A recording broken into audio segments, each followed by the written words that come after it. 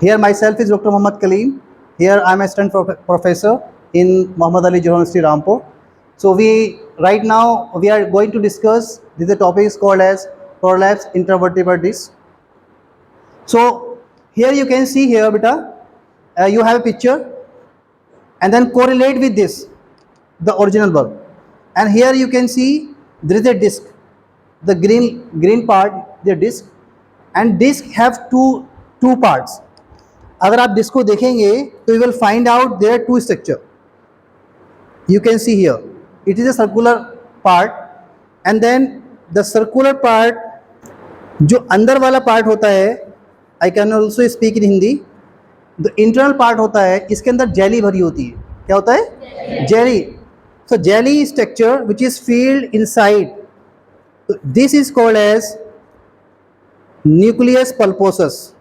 Called as nucleus pulposus. So it is a jelly-like structure which is filled inside the disc, and then outer part. This is the outer part. This is called as the annulus fibrosis. Annulus fibrosis. So annular fibrosis. Why we are called as annular fibrosis?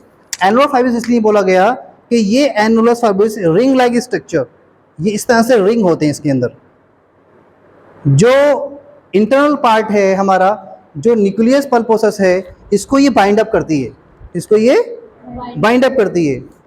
अब इसमें होता क्या है, आप यहाँ देख रहे हैं कि अंदर वाला पार्ट जो है this is called as nucleus pulposus, called as nucleus pulposus, और जो सराउंडिंग रेड कलर है this is called as annulus fibrosis. Annulus fibrosis. अब इसमें होता क्या है कि मान लीजिए किसी ने हैवी वेट उठाया, या कोई एक एज के बाद में 50 साल 60 साल के बाद में क्या हुआ, ये जो फाइबर हैं, ये फाइबर दे बिकम टियर. क्या होते हैं? They become tear. अब ये टूटने लगते हैं. टूटने से क्या होगा कि ये डिस्क जो होती है पहले सर्कुलर थी, ये डिस्क इस तरह से बल्ज होने शुरू हो जाती है. तो धीरे धीरे पहले 20% टियर हुआ, फिर 50% टियर हुआ, 75% टियर हुआ. एक स्टेज ऐसी आती है that is called as sequestration stage, उसमें कंप्लीट टियर हो जाता है. और कंप्लीट टियर होने के बाद जो मैंने आपको दिखाया इसके अंदर आप देखेंगे this is structure, you can see here. इस तरह से बैलूनिंग होती है, और जो ये नर्व आ रही हैं, इस नर्व के अंदर कंप्रेशन होता है, और फिर ये नर्व आती है नीचे की साइड में. तो फिर हमें the patient will feel the pain the posterior thigh, यहाँ posterior that is called as sciatica pain. जो sciatic नर्व है, और sciatic नर्व दैट इज जो दो पार्ट में डिवाइड होती है, tibial nerve and peroneal nerve, और उस नर्व में जाके फिर पेन होता है. The pain sometime the pain में come up to the the thumb of the feet. आपके पैर का जो अंगूठा है यहाँ तक पेन होता है, और ये डिपेंड करता है कि किस लेवल पर कंप्रेशन है.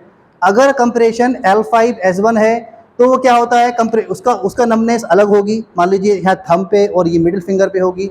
इसी तरह से कंप्रेशन अगर ऊपर तक है L3 L4 तो हो सकता है कंप्रेशन यहाँ तक ही पेन हो. तो ये डिपेंड करता है कि किस लेवल पर वहाँ कंप्रेशन है, L1 पर है, L2 पर है, L3 पर है, L4 पर है. आपने एक चीज़ और देखी होगी कि डॉक्टर कहते हैं कि आपकी हड्डी बढ़ गई, या आपकी हड्डी बढ़ गई.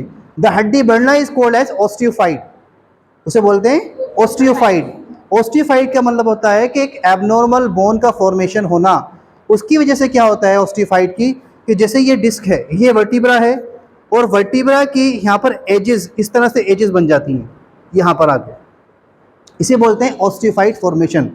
उसकी वजह से नर्व पे जो कंप्रेशन आता है, और उससे जो करेगा उसके रिजल्ट आएंगे कि कंप्रेशन कहाँ आ रहा है, पेन कहाँ जा रहा है. तो ये प्रॉब्लम भी हो जाती है. बट ये थोड़ा डिफरेंट टॉपिक से हम भी बात कर रहे हैं प्रोलैप्स इंटरवर्टिब्रल डिस्क के बारे में. अब आप देखिए the introduction of PIBD. The spine consist of many vertebras and they are रफली circle, and in between each vertebra is a disc, intervertebral disc. The discs are constructed with strong rubber-like tissues that allows the spine to become fairly flexible. जो हमारा flexibility है spine के अंदर, अगर मान लीजिए ये डिस्क ना होती और हर स्पाइन हमारा चिपका होता, तो हम we have to be move like that. हम बेंड नहीं कर पाते, हम ये मूवमेंट नहीं कर पाते, हम वो मूवमेंट नहीं कर पाते. आपने देखा भी होगा कुछ लोग इस तरह से चलते हैं. The condition is called as ankylosing spondylitis. एक कंडीशन है एंकाइलोजिंग स्पॉन्डिलाइटिस. उसमें क्या होता है, उसको दूसरा नाम है बैम्बो स्पाइन. बैम्बो स्पाइन इसलिए बोला गया कि ये जो वर्टिब्रास हैं, ये vertebras, all the vertebras they become fused. They become fused, उसमें क्या होती हैं, वो फ्यूज हो जाती हैं और उसकी वजह से ना वो सीधा हो पाता है, ना बेंड हो पाता है और उस बहुत तकलीफ़ होती है। तो इस तरह की अगर मान लीजिए डिस्क ना होती तो हमें we have to move straight, हमें स्ट्रेट चलना पड़ता है ना, तो हम वजन रख सकते थे। तो फ्लेक्सिबिलिटी जो है बिकॉज ऑफ डिस्क।